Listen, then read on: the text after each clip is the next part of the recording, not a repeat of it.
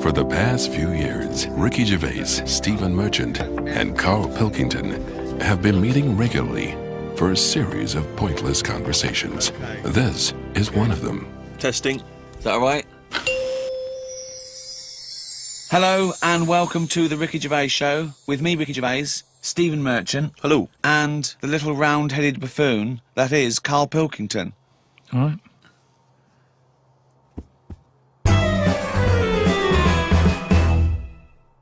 What is art? It's a very broad term. It's a very difficult one as well. Well, let me throw that question over to Karl Pilkington. What do you want to know? Well, we were just trying to clarify what art is. It's just something for your eyes to look at. Right. It's just a change from the norm, innit? I mean, that's why I think most people have it.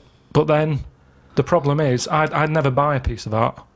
I don't see the point in buying something, because I know that my eyes will get bored of it eventually. Right. Have you got much art in your house? Yes. Yeah. Because it gives me pleasure, and I don't get tired of it, I don't get bored Do you of look it. at it every day? Well, it's there, isn't it? It just adds Yeah, but other things a are there. pleasure to Dust it. is there, but... Surprisingly, I've not compared I think art I've to dust as often as I perhaps should. But the thing about, and this I think may be intriguing to you, Damien Hirst, of course, is more of a conceptual artist like Tracy Emin, and a lot of what contemporary art does is followed on from a guy called Marcel Duchamp, who I'm sure you're familiar with. Now, he famously took a gentleman's white urinal like you'd find in a pub toilet, and he put it on its side, and he signed it with a fake name, and he put it in an art gallery. Now, he did that in about 1917, perhaps a bit later. It just annoys me, because there'll be snobby people who haven't got a clue, and they're looking at that and they go, oh yeah, see what he's trying to say. Well, that might make them think. They might. Damien Hirst, I don't feel angry with Damien Hirst, really, because he's getting away with it. But why does that annoy you? Because it's people falling into the trap. Damien Hirst, before he dies, I bet he goes, what a laugh that was. I had everyone on. There's a very good point as well, because some people think that the greatest art form of the last 100 years is marketing. Yeah. Some people say that that is his art, that it's not good enough to do it. You've got to then get away with it. And if the point of art is to inflame, I don't think anything inflames people more than the discussion about whether something's art, or if someone's taking the piss, or if someone gets 50 million for something, do they deserve it? Is it worth a hospital? Well, what do you think? What do you think of the shark in a tank? I think I was blown away by it. I thought I'd never seen anything like it before. It was sort of spectacular because it is so huge and so vast, and to have put a shark, you know, in formaldehyde and to have hung it in an art gallery, it's very striking when you see it. Yeah, it's a remarkable achievement. Is he an artist or a fishmonger? What he's done, anyone could have done what he did. Yes, but not everyone did it. He did it. This is an interesting point that you raise. It's the same old point you always raise. Not anyone could have done it. That's always the same point you make. Anyone could have done it. Karl, but they didn't do it. You could say the same about Michelangelo. Is he an artist or a painter and decorator? Well, it hasn't caught on, has it? Like the crying boy photograph. No one's having them in their house. No one's gone, oh, have you seen this? Have you seen the new trend, a shark in a tank? No one's got the room, no one wants it. And that, to me, shows you what's popular. At the end of the day, if everyone wants one, he's got to be good, hasn't it? But I think if people were given a chance to appreciate more sophisticated things, then they would. And I just think that's true in all walks of life. You know, it's an acquired taste, and the best things are an acquired taste. I mean, I haven't got pictures in our flat because of that mirrored wall I've got. Yeah. Right? So, I mean, it's tiny. You've been in it. Got windows on one wall, door to get in on the other, kitchen on the other, mirrored wall on the other. So there's nowhere there. There's no space for art. I'm intrigued how you sit at home. Where's the sofa? At home? Yeah. Facing the mirror.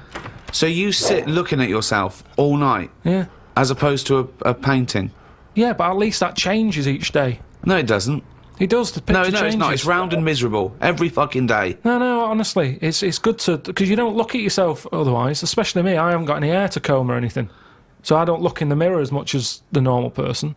So, whereas now, I'm looking there every day. So you're sat at home staring at yourself? No, because the telly's in front of the mirror.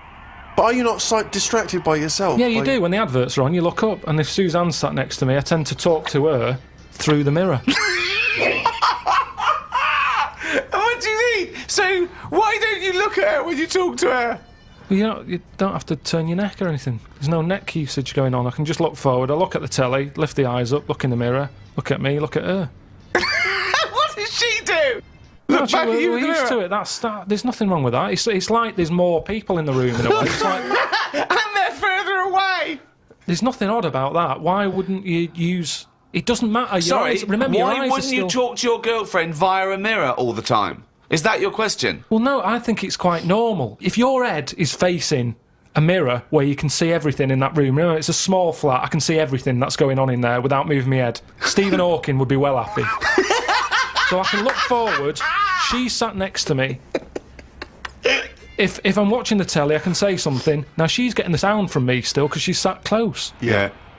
But yeah, we're further away, but things look better from a distance anyway. So that's how you managed to keep this relationship alive. Maybe. You're such an odd little man. But no, Yeah. it's not odd. You see, there was a woman on the estate who did use... have I told you about Miss Peggy before? No. It rings a bell. Go on. I think I told you ages ago, it's this fat woman who used to be on the estate. She had a three-wheeler bike. And her Push husband... bike, pedal bike. Yeah, like a tricycle thing, but a big one. Right. She used to sit her husband in the basket in the back. Cycle about, what have you. Yeah. She was known as Miss Piggy. Anyway. Oh, is this the one that she used to beat him up so your dad pretended to be a policeman? Yeah, that's it. Anyway, well, the way she used to communicate, she used to always go in quick save and nick biscuits. And if anyone went up to her to say, stop nicking the biscuits, she'd pull out like a little mirror out of a bag and she'd look in it, but talk to you via the mirror. Oh, God! Oh, man! What? This So she place was you insane? got- It's weird, isn't it? It's It was like- really weird. Like It used to scare Narnia. me. It's like a Salvador Dali painting. you exist in there. Yeah. It's really, really So weird. hang on. So she used to talk to people through the mirror because she was mental. I couldn't sit, watch the telly, and look at me watching the telly in the mirror all night. No, That's no, weird. that would be Why? really weird. It's really weird, Carl. I'd be very conscious of myself. No, Conscious I of the way think I'm it sad. gives you confidence in that. And if you are Gives you sort of... confidence. Well, yeah, because you're seeing yourself more and you pick up what habits you do and stuff like that. So what have you changed through your viewing of yourself? I sort of grew a beard the other week, just something different to look at for a bit. And then you get sick of that. It's like a piece of art. Change that, have a bit of a shave. Can you see the back of the telly in the mirror? A little bit, yeah. If the flat's a mess, it's a mess twice. Oh, God! Oh. Sculptures. What do you think of sculptures? I mean, because that's something that really is getting into the 3D world there, isn't it? No longer do you have to represent something as 3D. You can make something. You know, is it... You know, the statues are amazing, aren't they? They're clever, aren't they? I mean, they always look the same. Well, that's not true, is it? Because recently there was quite a controversial one, a huge one in London, the pregnant thalidomide woman. What do you think of that? Oh, yeah, I saw that. Thoughts? I wouldn't have it in my house. Well, there wouldn't be room because it would just be you, Suzanne, and a pregnant thalidomide watching telly. I don't know what he was trying to say. It's... Maybe she was saying, OK, we've had the human form. This is an example of the human form. Yeah, but do you think she started off trying to do normal, and it was like, oh, I've chipped a bit off?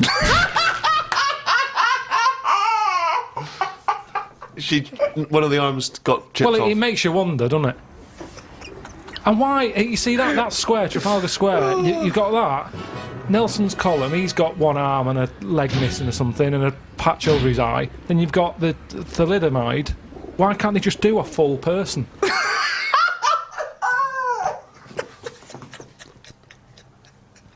Well, that was what they saw. That was what the artist saw. It's about confronting us with certain preconceptions of what we expect of the human form, what we expect of sculpture. It's probably a little ironic comment as well on the famous Rodin.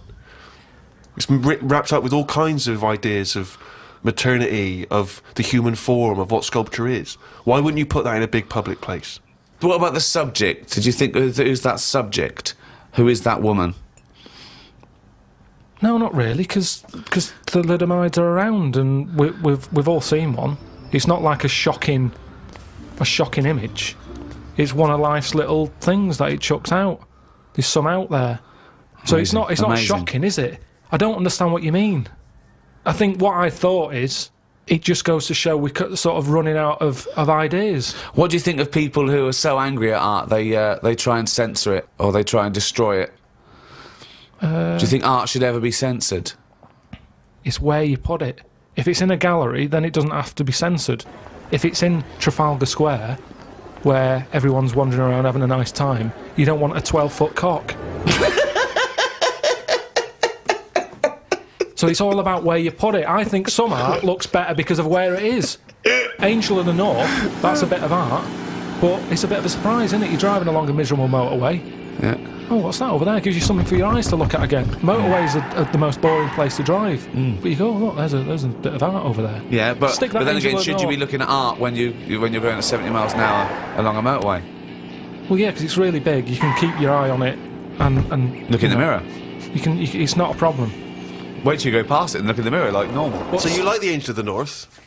Because it's something in the middle of nothing. Right, but if you put it somewhere else... Stick it in Trafalgar Square, you'd go, oh, more clutter.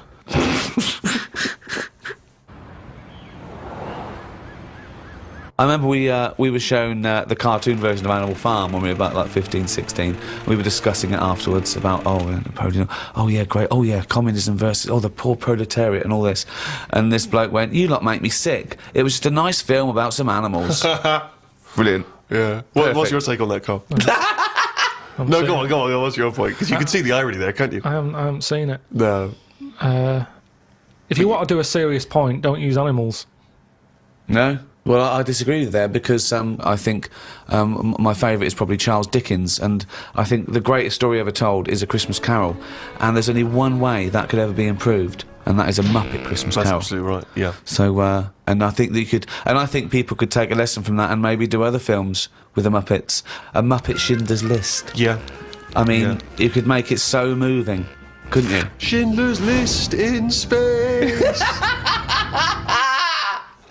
Miss Piggy's Choice. Well, we talked about that. What? About things like that in art as well. Do you think that bringing something so serious to the masses, like films do, things like the Holocaust and like Sophie's Choice, where she has to choose which child lives and dies? Why does she have to pick? Well, because the Nazis were horrible, nasty, evil people. And which one did she pick? I don't think that's the point. I don't think that's the point. I love the idea that this is not a betting game. No, but I imagine this is like Deal No Deal. It's kind of you're down to the last two.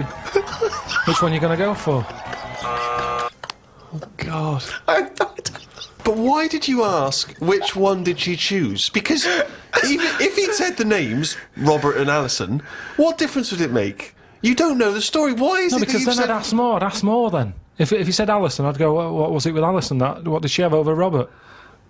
That's what films are meant to do. You question it. Whenever I watch a film with Suzanne, I always say at the end, what was going on there? Oh, That's because you're an idiot. Christ! That's because you've just watched Muppet Christmas Carol and you can't understand why a frog's able to talk.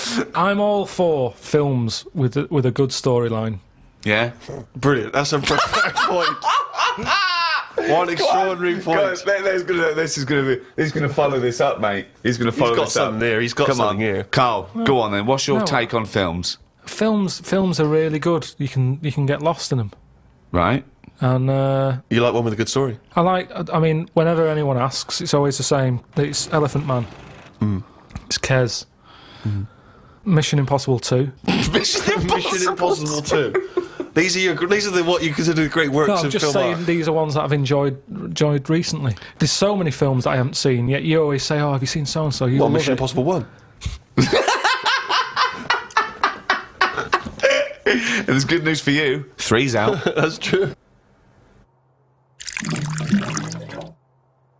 One of the most striking art exhibitions that I ever attended, Karl, was an exhibition of outsider art. Something I'm sure you're very familiar with. Outsider art, of course, is work that is made by people who are often institutionalised for mental health problems, or they are just incredibly, you know, the people who aren't in any way part of the art establishment. Well, they're right up to psychopathic murderers, clinically insane mass murderers would count as outsider art. I went to an outsider art exhibition in New York. It was incredible, and I bought a painting of this guy. He's a chronic schizophrenic, and he paints in tar, like road tar, that he gets from roads, and he paints in that on wood he finds in sort of skips, and it's incredible because it's sort of like scratched in, and it's amazing. And there's this thing of Jesus being helped down off the cross. Admittedly, I was walking around there going, this is fucking mental, and James was going, you've got to stop saying that, because of course some of the people are mental. There was one bloke who done a sculpture of a skull, right? And underneath, it was like a little head with his teeth. Underneath, he'd put a sign that said "real teeth." Where did he get the real teeth from? What I think is interesting about that is how much therapy it provides for these often mentally unstable people, which is another important value of art, of course. People's self-expression, people being able to give a little piece of themselves through their work. Do you not see any value in that? How do you express yourself? Whistle. You whistle. Yeah, I found over Christmas I whistled a lot more than I usually do. And I think that was just freedom. What do you mean freedom? Right, freedom. expand on this point, if you would.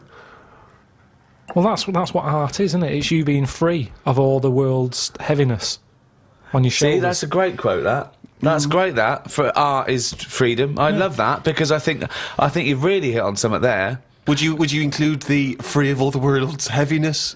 Well, I know what you meant. I know what you meant there. Would you include that one in it? I mean, I would include the world's heaviness in my freedom. You know, some artists are attracted to the dark side, the heaviness of the world. But I just want to return to you whistling as your artistic expression of freedom. I mean, why did you find yourself whistling more? That's what was weird. So just take us through a typical day. When would the whistling begin? So this was that you spent Christmas down in Kent with Suzanne and her parents. Yeah.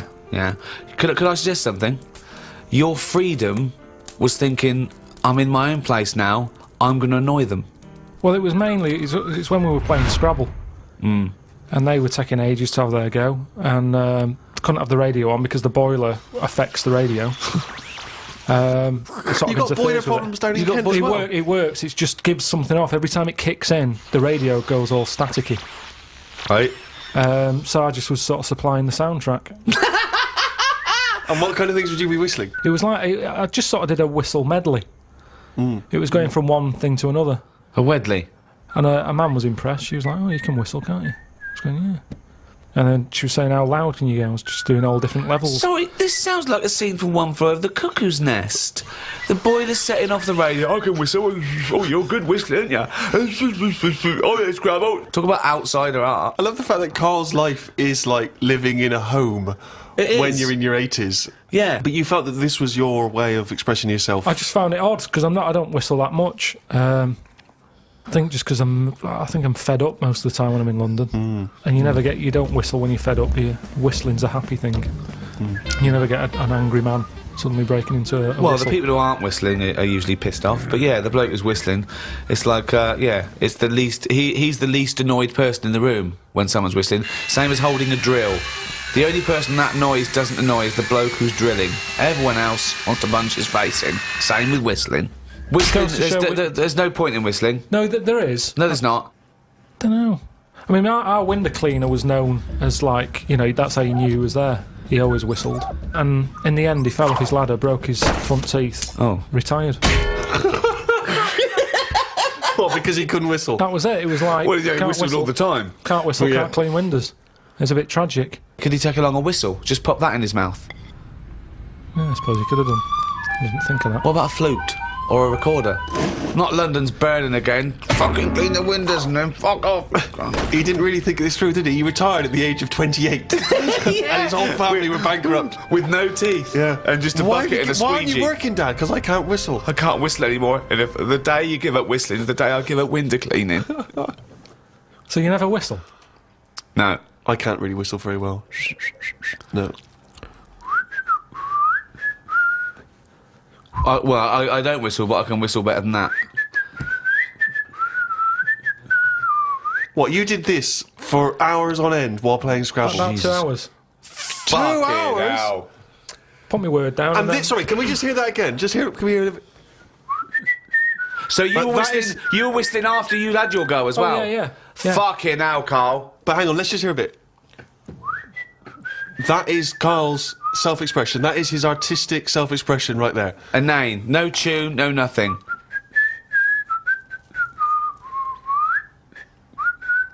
There's mental patients who have smeared canvases with shit who have expressed more than you have in that. Yeah, but it's not about other people. I'm not there to please other people.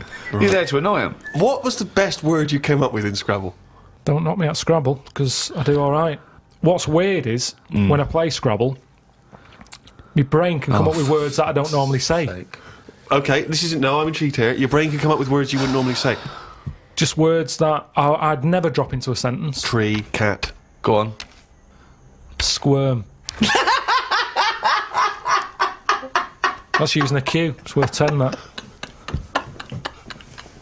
It's not bad, is it? Now, I'd never say that. I've never heard you... I don't think I've ever heard you say squirm, no. I don't think you're right, Carl. I've never heard you say squirm. Weird, isn't it? Yeah, it is weird. And yet your brain popped that one out. And then, yeah, when it wasn't my go, just... Anyway, so that's sort of doing art for yourself as opposed for other people. I don't think you can count what you just did then as art. Hobby maybe, craft, pastime. I don't think you can count that as art. I'm not being funny. I'm being a bit snobby here. But I think there's a difference between Beethoven and... Squirm. There's a Q in that.